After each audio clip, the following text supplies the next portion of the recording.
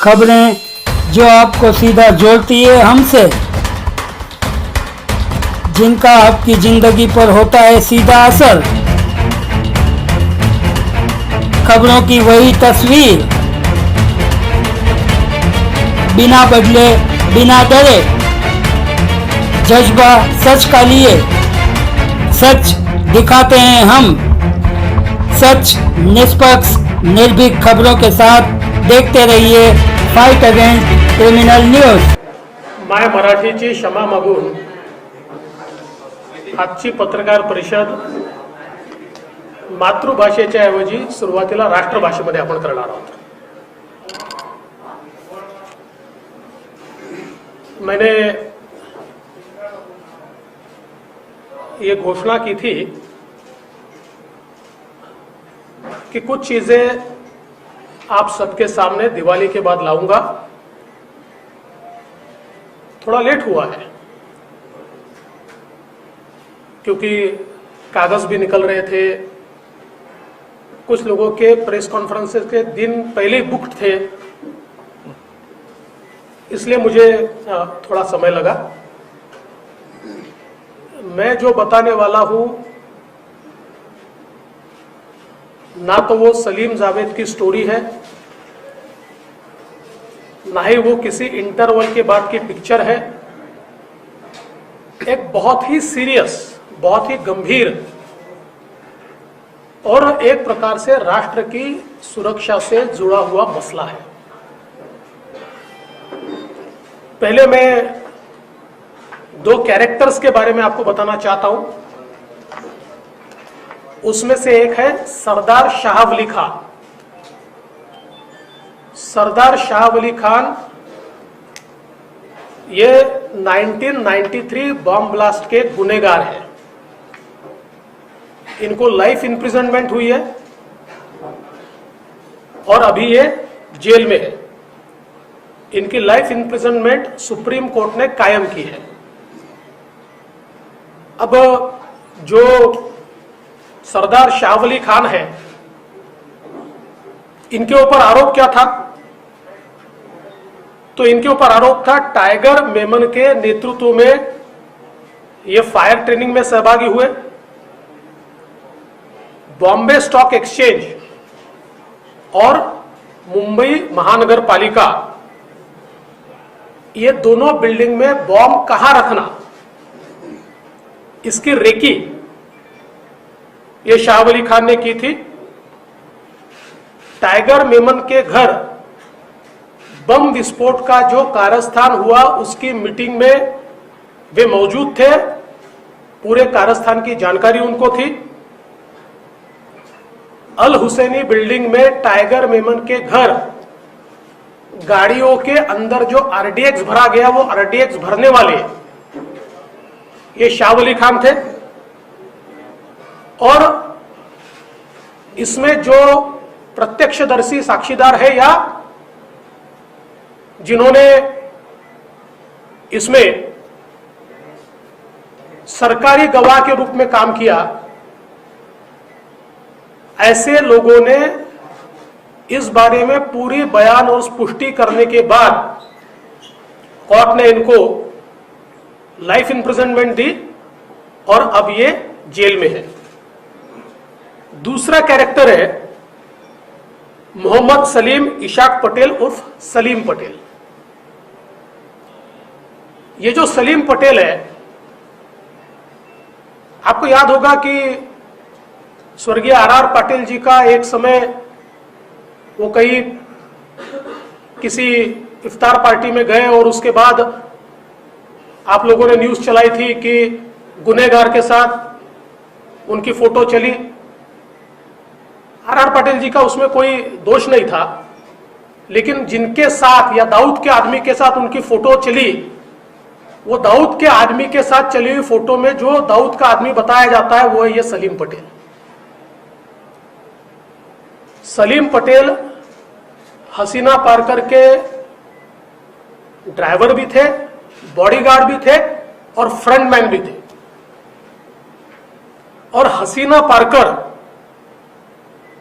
इनको जब 2007 में अरेस्ट हुई तो उनके साथ में सलीम पटेल को भी अरेस्ट हुई और मुंबई पुलिस का रिकॉर्ड अगर हम चेक करें और इंटेलिजेंस का भी रिकॉर्ड हम चेक करें तो दाऊद के फरार होने के बाद ये जो उनकी बहन थी हसीना पारकर या जिनको हसीना आपा कहा जाता था, इनके नाम से संपत्तियां जमा होती थी और इन संपत्तियों को जमा करने वाला ये सलीम पटेल होता था। इसके नाम से पावर ऑफ अटर्नी ली जाती थी और आप अगर उस समय के न्यूज आइटम्स भी निकालेंगे तो आपके ध्यान में आएगा कि ये जो सलीम पटेल है, ये जो सारा बिजनेस चलता था लैंड ग्रैबिंग का, उसमें हसीना पारकर के सबसे प्रमुख इस प्रकार से ये सलीम पटेल थे। अब ये तो हुई ये दोनों की बात। अब इनका संबंध क्या है? अब कुर्ला में एक 3 एकड़ जगह, 2 एकड़ 80 यानी 2.80 एकड़, 3 से थोड़ी कम, 1,23,000 स्क्वायर फीट की जगह, इसको गोवा वाला कंपाउंड कहा जाता है। तो गोवा वाला करके उनकी जगह थी और ये जगह कहां है कुर्ला में? एलबीएस रोड पर। जिनको एलबीएस रोड, आपको तो मेरे से ज्यादा जानकारी है कि वो कितना प्राइस्ड एरिया है। एलबीएस रोड पर ये जो जमीन है, इस जमीन की एक रजिस्ट्री सॉलिडस नाम की कंपनी के साथ हुई और मैंने आपको सारे कागजात दिए हैं। मैंने आपको ये रजिस्ट्री की कॉपी भी दी है। अभी ये जो इसमें जो हुआ है वो अगर हम देखें तो किसके किसके बीच हुआ है? ये हुआ है मरियम भाई, विडो ऑफ गोवा वाला, मुनीरा प्लम्बर, ये दोनों की तरफ से पावर ऑफ अटर्नी होल्डर है Salim Patel. Irrevocable power of attorney holder है सलीम पटेल। और दूसरे बिक्री करने वाले कौन है? दूसरे बिक्री करने वाले हैं सरदार शाह वली खान।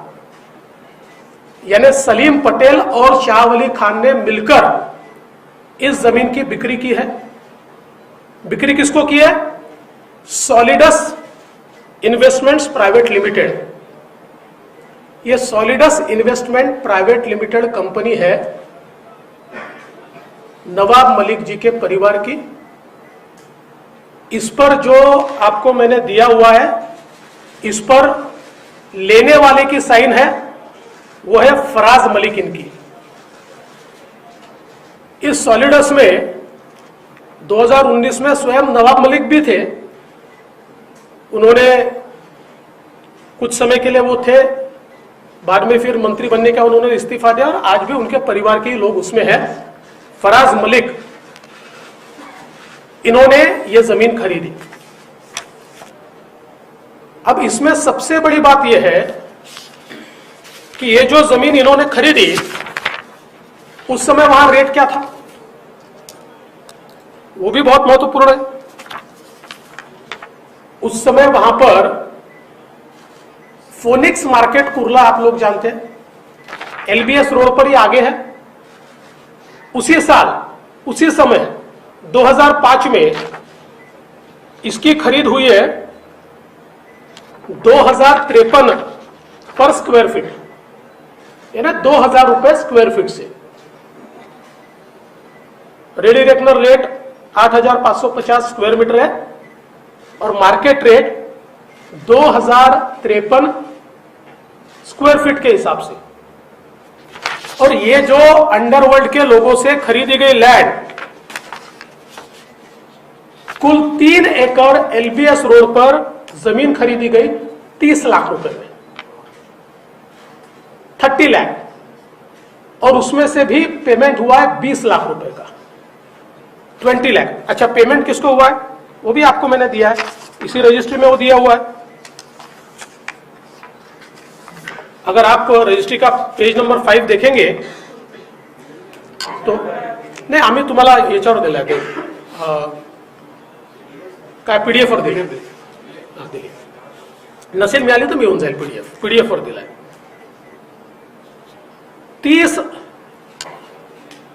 30 lakh.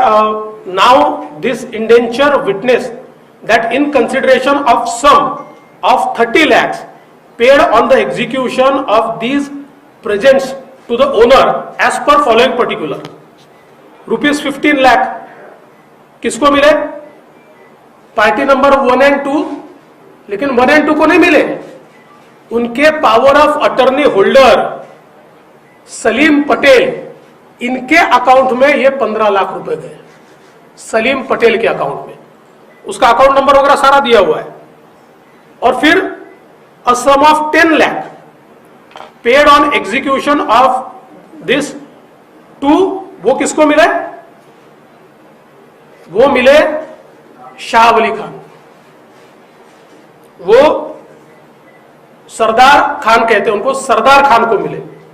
और इसमें भी आगे अगर आप देखेंगे, पीछे में मैंने सारी चीजें लगाई है, उनके फोटो वोटो सभी है जो खरीद की है, इसमें रिसिप्ट भी लगी हुई है। और रिसिप्ट में आप देखेंगे तो मोहम्मद सलीम पटेल की पूरी 15 लाख की रिसिप्ट है, और सरदार शाह अली इनके 5 लाख की, और 5 लाख बाद में दिए जाएंगे लिखा हुआ है। ऐसे कुल मिलाकर 20 लाख रुपए में एलबीएस रोड पर 3 एकड़ की जमीन। अच्छा, इसमें भी वो तो एक अलग है, इतने कागजात मेरे पास, आप लोगों को कंफ्यूज नहीं करना चाहता हूं, इसलिए सारे कागजात नहीं दे रहा हूं। लेकिन अब इसकी रजिस्ट्री जब करनी थी तो एडजुडिकेशन किया, और एडजुडिकेशन करके उसमें फेक टेनेंट दिखाए। टेनेंट पावर ऑफ अटर्नी में अलग है, और जो रजिस्ट्री है उसमें अलग है, और एक्चुअल जब नक्शा डाला वो भी मेरे पास है, तो उस समय तो बड़ी जगह खाली है वहां पर, वो सारी चीजें। तो ये एडजुडिकेशन में इसकी कीमत कम दिखाने के लिए ये सारी चीजें की, और इसकी कीमत 3.5 करोड़ रुपया दिखाई एडजुडिकेशन में, ताकि स्टैंप ड्यूटी कम पैसे पर भरनी पड़े। मतलब 8,500 का ready reckoner rate square metre का, 2,000 पर स्क्वायर फीट का मार्केट रेट, और उसको खरीदा जा रहा है 25 रुपया स्क्वायर फीट से, और एक्चुअल पेमेंट हो रहा है 15 रुपया स्क्वायर फीट से। अब मेरा सवाल यह उठता है कि आप नवाब मलिक जी 2003 में जब यह सौदा शुरू हुआ और 5 में समाप्त हुआ, आप मिनिस्टर थे। यह जरूर है कि अंतिम रजिस्ट्री हुई उससे थोड़े समय पहले आपको जस्टिस सावंत के रिपोर्ट में आपके ऊपर स्ट्रिक्चर्स आए, इसलिए अपना पद छोड़ना पड़ा। पर क्या आप जानते नहीं थे सलीम पटेल कौन है? और सबसे बड़ी बात, मुंबई के गुनहगारों से आपने जमीन क्यों खरीदी? मुंबई में बम विस्फोट करने वालों से आपने जमीन क्यों खरीदी? और ऐसी कौन सी बात थी जिसके कारण ये मुंबई के गुनहगारों ने एलबीएस रोड पर 3 एकड़ की जमीन आपको 20 लाख रुपए में दे दी? सवाल यह उठता है कि इनके ऊपर टाड़ा था, टाड़ा उस समय, ये शायद बेल पर बाहर आए होंगे इसलिए वो कर पाए, वो अभी उसमें असर्टन नहीं कर पाया, इनके ऊपर टाड़ा लगा था। और टाड़ा का अगर आप कानून देखें तो टाड़ा के कानून में टाड़ा का जो आरोपी होता है या कन्विक्ट होता है, उसकी सारी प्रॉपर्टी सरकार जब्त करती है। उसको सरकार जब्त करने का प्रावधान है। तो क्या यह टाडा के आरोपी की प्रॉपर्टी जब्त न हो इसलिए फिक्टिशियस कंसिडरेशन के ऊपर आपको ट्रांसफर की गई? और हम अगर ये देखें तो इसमें बहुत स्पष्ट रूप से यह दिखाई पड़ता है कि ये जो सारा व्यवहार हुआ है, इस व्यवहार में तो इतनी उथल पुथल है कि आप लोग हैरान रह जाएंगे। मैं वापस कहता हूं कि आप लोगों को कंफ्यूज नहीं करना चाहता, क्योंकि 2003 में इसी प्रॉपर्टी में वो टेनेंट भी बने, उन्होंने अपने टेनेंसी ट्रांसफर भी की, वापस उन्होंने उसको खरीदा, और इसलिए ये सीधा संबंध अंडरवर्ल्ड से दिखाई देता है। आपने अंडरवर्ल्ड से, और उसमें भी मुझे इस बात का दुख है, आप मुंबई की उस विभीषिका को याद कीजिए जिस समय मुंबई में बम विस्फोट में हमारे मुंबई करों के चीथड़े उड़ते हुए हमने देखे, चीथड़े। और हमारे चीथड़े उड़ाने वाले में जिन्होंने आरडीएक्स भरा, जिन्होंने कॉन्स्पिरेसी रची, जिन्होंने रेकी की, ऐसे व्यक्ति के साथ आप व्यवहार करते हो, बिजनेस करते हो। पर इतना ही नहीं है, ऐसी कुल मिलाकर मुझे 5 प्रॉपर्टीज छपड़ी है, जिनमें से 4 में तो 100% अंडरवर्ल्ड का एंगल है, और ये 2005 से लेकर अभी तक की है, 2 साल पहले तक की है। 100% 4 प्रॉपर्टीज में अंडरवर्ल्ड का एंगल है। किंतु जैसा मैंने कहा, न ये मेरे लिए सलीम जावेद की स्टोरी है, न इंटरवल के बाद का पिक्चर है। तो ये सारे मेरे पास जो सबूत है वो कॉम्पिटेंट अथॉरिटी को मैं दूंगा, और कॉम्पिटेंट अथॉरिटी उसकी जांच करेगी। और जैसा मैंने घोषित किया था, ये सारे सबूत राष्ट्रवादी कांग्रेस पार्टी के प्रेसिडेंट श्री शरद पवार जी को भी मैं देने वाला हूं, ताकि उनको भी पता चले कि उनके मंत्रियों ने क्या गुल खिलाया है। आज आपल्या समोर थांबा, आता मराठी होऊ दे।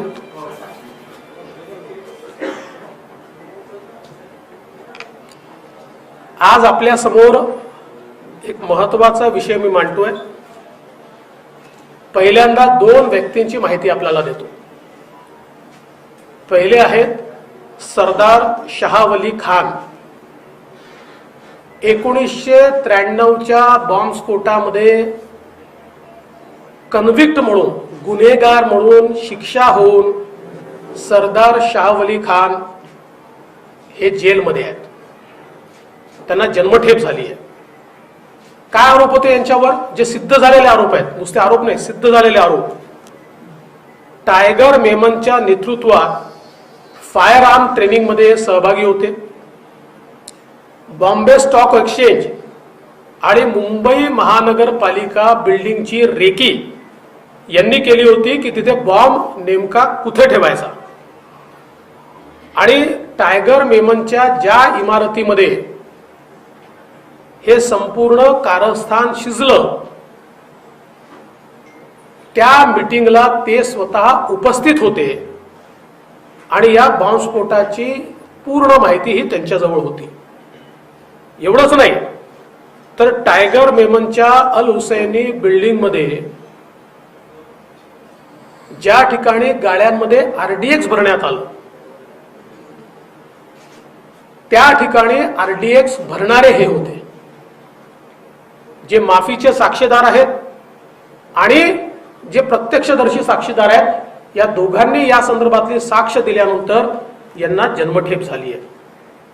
दुसरे व्यक्ती मोहम्मद सलीम इशाक पटेल उर्फ सलीम पटेल हे तेच व्यक्ती आहेत की एकदा 2013-14 साल असेल, ज्यावेळी माननीय RR पाटील साहेब हे एका इफ्तार पार्टीला गेले आणि त्यानंतर दाऊदच्या माणसासोबत त्यांचा फोटो आला.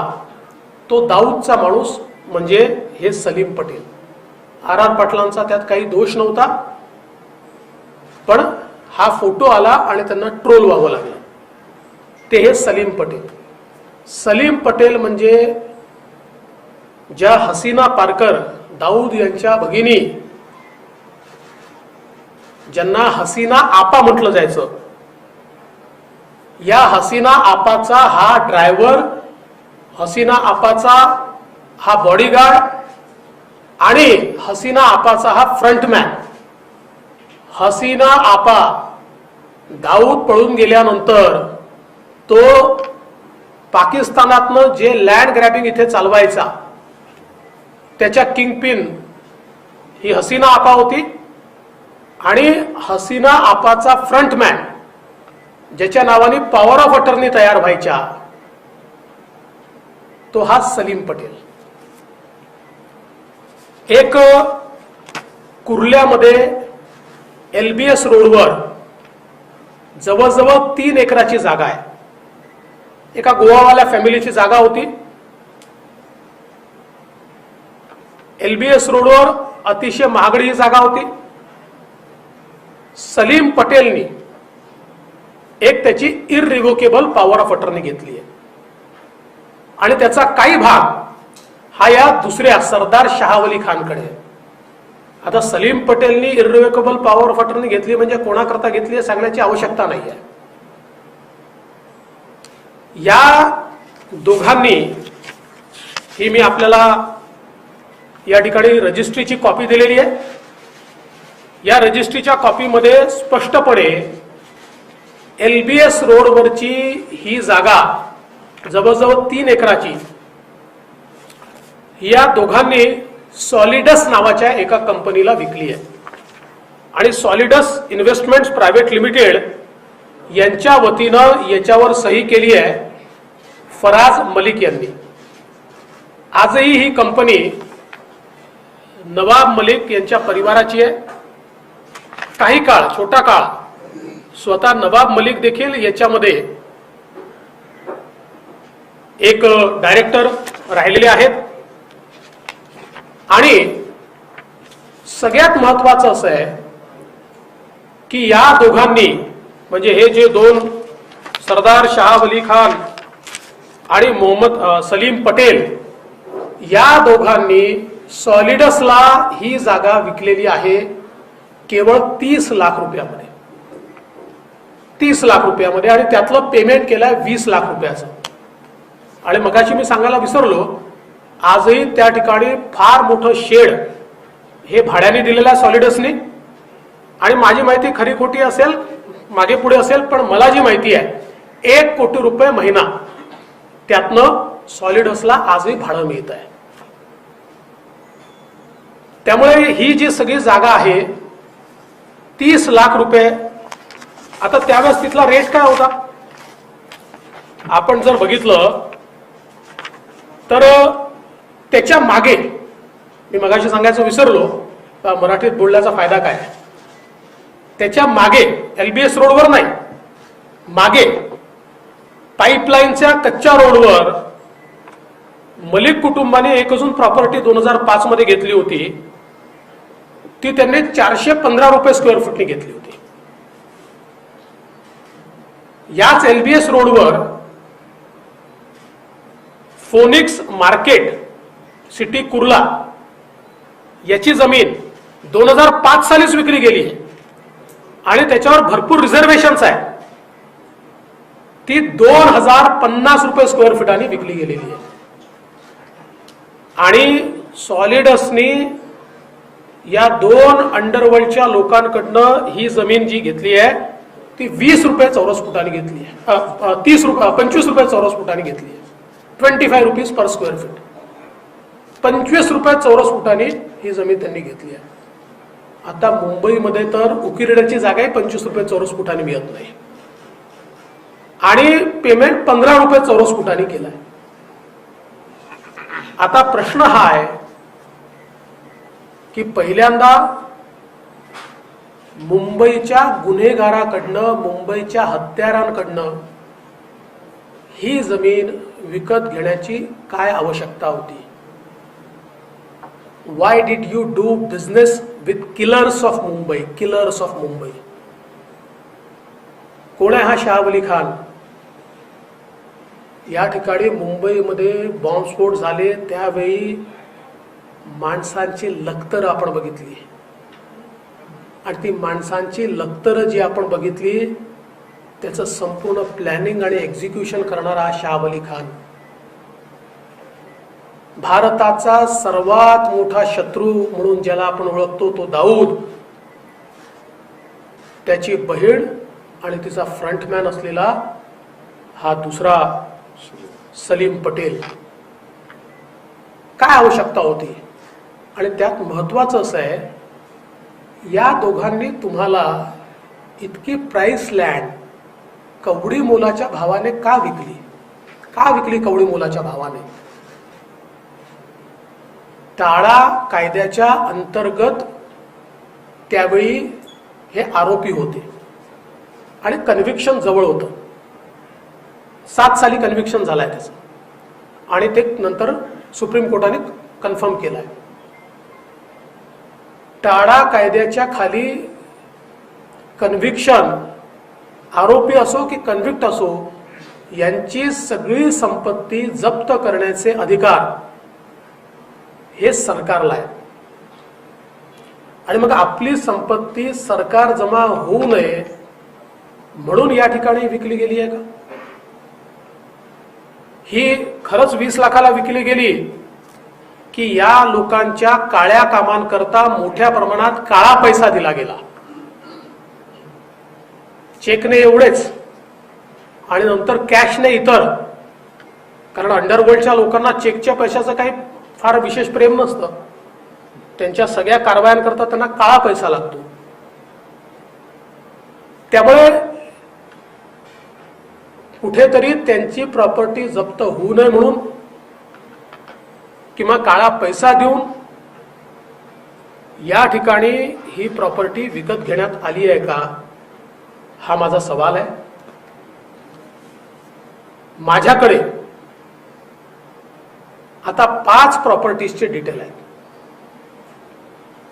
त्यातल्या एका प्रॉपर्टीचं कागदपत्र मी जमा करतोय, पण 4 प्रॉपर्टीच्या बाबतीत मी खात्रीनं सांगू शकतो की त्याचा अंडरवर्ल्डशी संबंध आहे, अंडरवर्ल्डची डीलिंग आहे आणि सलीम पटेल सोबत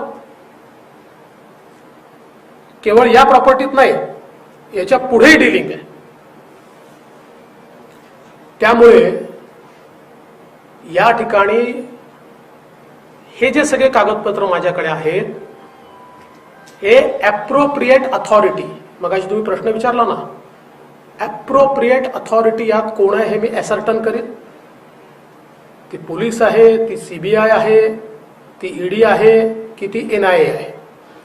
जी कुठली ॲप्रोप्रिएट अथॉरिटी आहे त्या ॲप्रोप्रिएट अथॉरिटीकडे हे सगळे कागद मी देणार आहे. आणि यासोबत मी अनाऊन्स केल्याप्रमाणे या सगळ्या कागदांची एक प्रत राष्ट्रवादी काँग्रेसचे सर्वेसर्वा श्री शरद पवार साहेबांनाही मी देणार आहे. कारण त्यांनाही समजलं पाहिजे की त्यांच्या मंत्र्यांचे नेमके काय प्रताप आहेत.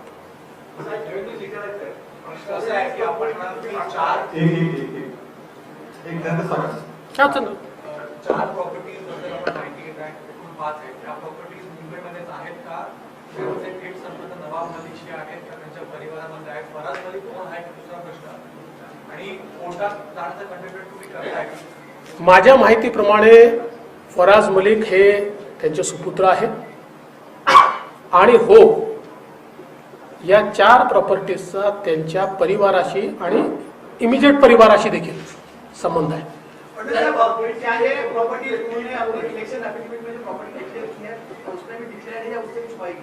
देखिए, मैंने उसकी जांच नहीं की है, मैं सही मैं बताता हूँ कि ये उसमें दिखाई है कि नहीं, वो मैं चेक करके आपको बताऊंगा। सर, एक सवाल। नवाब मलिक का कॉन्टेक्स्ट है, वो 1993 से पहले से इनके साथ था या उसके बाद हुआ हुआ? देखिए ये तो जांच में पता चलेगा।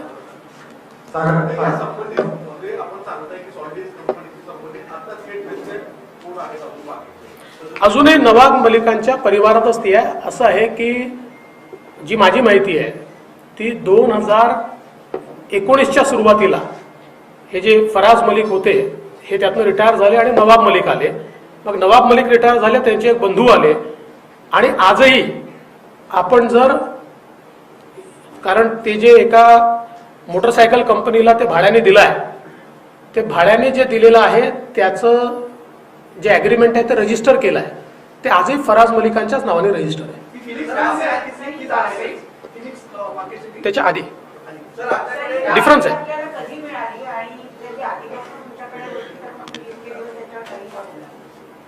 माझ्याकडे मिळाली, लगेच मी आपल्यापर्यंत आणली। आधी मिळाली असती तर आधी कारवाई केली असती। क्या जिस तरीके से नवाब मलिक लगातार कह रहे हैं कि उनके कोई संबंध नहीं है, और खास करके अगर जिस दिन आपने प्रेस कॉन्फ्रेंस करी उसके तुरंत बाद उन्होंने ट्वीट करके भी कहा कि हम हर तरीके की बात के लिए तैयार हैं। देखिए मैं कोई शेरो शायरी में जाता नहीं हूँ। These are hard facts. आप गुमराह कर सकते हो, आप भटका सकते हो। आप देखिए, एक हम भी इतने सालों से राजनीति में, तो जब वार होता है तो उसको डाइवर्ट करके मीडिया अटेंशन डाइवर्ट कैसा करना हमको भी पता है, लेकिन उससे फैक्ट नहीं बदलती। फैक्ट तो आपके सामने, मैंने आपको तो सारे पेपर्स दिए हुए हैं, फैक्ट तो नहीं बदलती है। क्या ये दोनों की टाड़ा के नवाब मलिक के अंडरवर्ल्ड से रिश्ते क्या है, तो क्या एस्टैब्लिश करना चाहते हैं इसके जरिए? अरे भैया, रामायण आपको बता दिया और आप पूछ रहे हैं कि सीताराम की कौन है। क्या वो बचाने के लिए इनकी नहीं, अभी ये तो एजेंसीज को ढूंढना ही पड़ेगा ना। आप भी बॉम्ब विस्फोट के कन्विक्ट से आप कौड़ियों के दाम पर प्राइस लैंड लेते हो, मतलब क्या है इसका? क्या मतलब है? अभी भी ये खान से संपर्क में इनका परिवार या फिर तो डायरेक्टली नवाब मलिक है क्या? एक दूसरा आपने काले धन का जिक्र किया, तो उसके ट्रांजैक्शन को लेकर कोई जानकारी मिल पाई है? देखिए, अभी उनका संपर्क है कि नहीं मैं जानता नहीं हूं, लेकिन इसके बाद भी सलीम पटेल के साथ के ट्रांजैक्शंस उनके मेरे पास है। क्या ये दोनों टाड़ा के आरोपी थे? क्या ये दोनों टाड़ा के आरोपी थे?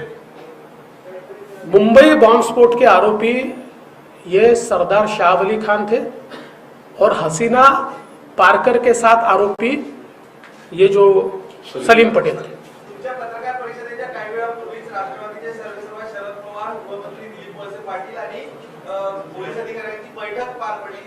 काय तुम्हाला या सगळ्या संदर्भात वाटतं? त्यांना याची किंमत लागली असं? मला वाटत नाही की या संदर्भात ती असेल। नवाब मलिकांनी आरोप केले, नवाब मलिकांवर कुठली कारवाई झाली पाहिजे असं तुम्हाला वाटतं? कारण तुम्ही यंत्रणा पण देणार आणि 2005चं प्रकरण आहे, कुठली कारवाई व्हावी? नाही, मी 5च प्रकरण नाही देणार आहे, 11चंही देणार आहे, त्याच्यानंतरचंही देणार आहे। प्रकरण पुष्कळ देणार, मी सांगितलं मी 5 प्रकरणं देणार आहे। मी तुम्हाला काय पुन्हा सांगतो, माझ्याकरता सलीम जावेदची स्टोरी नाही, इंटरवल नंतरचा पिक्चर नाही। मी एक जबाबदार व्यक्ती आहे आणि नवाब मलिकांची माझी वैयक्तिक दुश्मनी पण नाही। त्यामुळे मी हे सगळी माहिती मी सांगितलं एक अप्रोप्रिएट अथॉरिटीला देणार आहे लीगल ऍक्शन होण्याकरता, आणि त्यांच्या प्रमुखांना देणार आहे, त्यांनी त्यांच्यावर कारवाई करावी।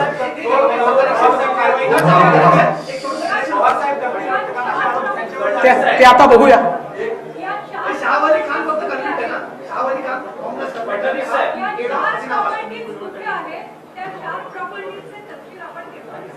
त्या 4 प्रॉपर्टीजचे तपशील हे मी एजन्सीजला देणार आहे। एजन्सीज त्या संदर्भात चौकशी करतील, आणि एजन्सीजला गेलं की आपण लोक इतके हुशार आहात, माझ्या आधी एजन्सीज मधून आपल्यालाच माहिती मिळते।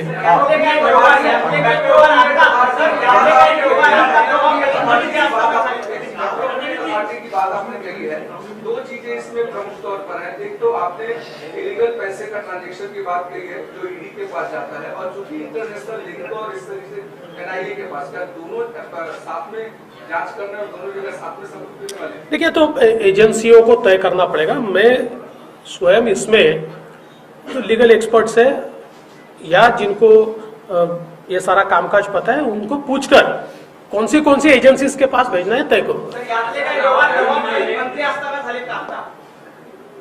फडणवीस साहेब, मी ते नंतर तुम्हाला देईन त्याही संदर्भात। पण आत्ता माझ्याकडे जी माहिती आहे त्या माहितीमध्ये, म्हणजे मी खोटं बोलून काहीतरी करणाऱ्यांपैकी नाही, आत्ता जी माहिती माझ्याकडे आहे त्या माहितीमध्ये या टर्मला नवाब मलिक मंत्री झाल्यानंतरचे व्यवहार नाहीत।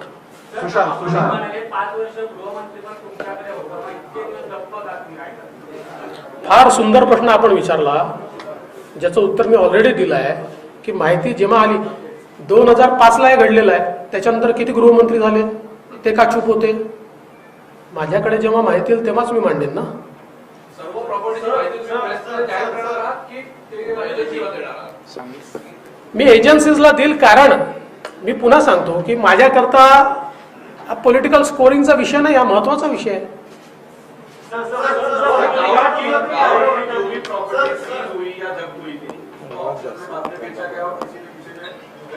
तो क्या ये भी सीज हो गया और इसका तो ऑप्शन होने की संभावना लग रही है आपको? देखिए, आप बहुत दूर की बात कर रहे हैं, या तो एजेंसीज को तय करने दीजिए। सर, नवाब मलिक आता मंत्री आहे, तुम्ही ही सगळी कागदपत्र आणि हे प्रकरण मुख्यमंत्र्यांकडे देणार का आणि राज्यपालांकडे पोहोचणार? आता आपण ही आयडिया दिली आहे तर मुख्यमंत्र्यांना देऊन देतो, राज्यपालांना देऊन टाकतो। Power of attorney that you mentioned in your thing, what is the exact allegation? Was the accused or was one of the convicts a power of attorney? Is that what you were saying? नहीं, one of the convicts was owner and the other was power of attorney holder. Other was power of attorney. आता as I have already told you that I do not want to go into much details because that will confuse you. Otherwise I can prove that even the power of attorney are questionable. Sir, There are two power of attorneys, they are questionable.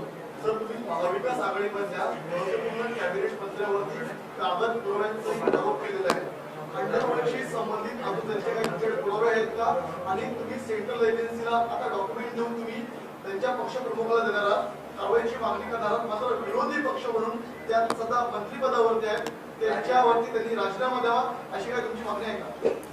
मित्रा, पुरावे तर मी दिलेच आहेत, तुमच्याकडे आलेले आहेत, आणि शरद पवार साहेबांना एवढ्याकरताच देतोय की त्यांनी ते बघावे आणि त्यांनी कारवाई करावी।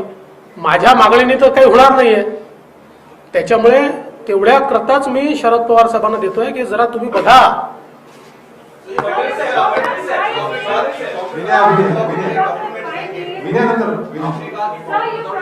विनय, जस्ट वन मोमेंट। हाँ, आपने कहा कि कॉम्पिटेंट अथॉरिटी के डॉक्यूमेंट्स देंगे, ये राज्य की कॉम्पिटेंट अथॉरिटी होगी या सेंट्रल की competent authority? It depends upon मतलब किस प्रकार के व्यवहार हुए हैं, उस व्यवहार के आधार पर होगी ना। If it is a black money और it's a benami property, then it will be covered by the central agencies, otherwise it goes to the state agencies. ED is also one of the Yeah, absolutely, because it is also one of the options, because there is a black money involved into this, and IT is also an option, because the Benami Transactions Act that comes under IT.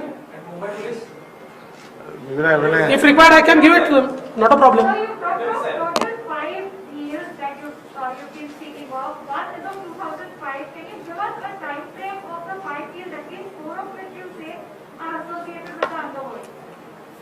I've already told that 2011, most of them should be before 2019. Nawab Malik यांनी पत्रकार परिषदेत जी एक माहिती दिली आहे, ते असं म्हणतात की माझी भाजपशी लढाई नाही, तर एनसीबी मधल्या काही अपप्रवृत्ती आहेत त्यांच्या विरोधात ही लढाई आहे, आणि त्यात त्यांनी मोहित कंबोज जे तुमचे निकटवर्ती आणि तुमच्या पक्षाचे पदाधिकारी आहेत यांचे आपल्याशी संबंध दाखवलेले आहेत, आणि आर्यन खान यांना खंडणी प्रकरणात किडनॅप करण्यात आलं इतका गंभीर आरोप केलेला आहे. ते रोजच असे आरोप करतात. पहिल्यांदा तर मला आनंद आहे की त्यांनी सांगितलं भाजपशी माझी लढाई नाही. आमची काही नवाब मलिकांची लढाई नाही आहे, आमचा धुरा काही मिळालेला नाही आहे. पण ते सातत्याने भाजपवर आरोप करतायत. मोहित कंबोज यांनी स्वतः सांगितलेलं आहे 1.5 वर्षापूर्वी भाजपच्या सगळ्या पदांचा त्यांनी राजीनामा दिलेला आहे. त्यांनी आपल्या पत्रकार परिषदेत वारंवार हे सांगितलेलं आहे की मी स्वतः हे करतोय. आणि त्याहीपेक्षा महत्त्वाचं मी माध्यमातूनच बघितलं की त्यांनी डिफेमेशनचा दावा त्या ठिकाणी केला आणि त्या डिफेमेशनच्या दाव्यावर नवाब मलिकांना नोटीस इश्यू झाली आहे. प्रश्न हा आहे, आपण एक लक्षात घेतलं पाहिजे की नवाब मलिकांचा काही ग्रीव्हियन्स असेल तर त्यांनी तो मांडावा ना. समजा एका ऑफिसर बद्दल असेल, त्यांच्या वरिष्ठांकडे मांडावा. आपण मंत्री आहात, त्यांच्याकडे आपला विश्वास नसेल तर कोर्टात मांडावा. कोर्टात केस चाललेली आहे, तिथे मांडा ना. पण हे जे काही रोज मांडलेलं आहे याचा अर्थ नेमका काय आहे? सेंट्रल एजेंसी के एक अधिकारी के ऊपर लगातार समीर वानखेड़े के आरोप कर रहे हैं और नवाब मलिक का कहना है कि बीजेपी को सेंट्रल एजेंसी के भ्रष्ट अधिकारी के साथ खड़े नहीं होना चाहिए. देखिए, अभी पहली बात तो यह है कि मेरे इशू को आप डाइवर्ट मत कीजिए. आज का महत्व का इशू ये है और आप ऐसे सवाल पूछ रहे हैं जिससे ये इशू डाइवर्ट होगा. लेकिन फिर भी आपने पूछा है तो इसका जवाब दे देता हूं. बीजेपी जितने अच्छे ऑफिसर है उनके साथ खड़ी रहेगी और कोई ऑफिसर गलती करेगा तो चाहे सेंट्रल एजेंसी का हो या स्टेट एजेंसी का हो, उसके खिलाफ भी बीजेपी कार्रवाई करेगी. राष्ट्रवादी अध्यक्षांच्या दुसऱ्या कुठल्या पक्षाच्या नेत्याची आपण पुरावे देणार आहात? नाही, दुसऱ्यांचा फायदा काय? फडणवीस साहेब, आपण लास्ट नवाब मलिकांच्या बाबतीतलं अत्यंत गंभीर प्रकरण समोर आणलेलं आहे आणि तुम्ही म्हणालात की सगळे कागदी पुरावे तुम्ही शरद पवारांना देणार आहात. पण नवाब मलिक हे उद्धव ठाकरे यांच्या मंत्रिमंडळातले मंत्री आहेत आणि उद्धव ठाकरे या सरकारचं नेतृत्व करतायत, तर तुम्ही त्यांना ही कागदपत्र देणार आहात का? नाही, मी मगाशीच सांगितलं की आता मला फार चांगला ती सूचना दिली, माझ्या डोक्यात आधी नव्हतं. पण मी नक्की उद्धवजींना पण देईल, राज्यपालांनाही पाठवून देईल. चला, थँक्यू.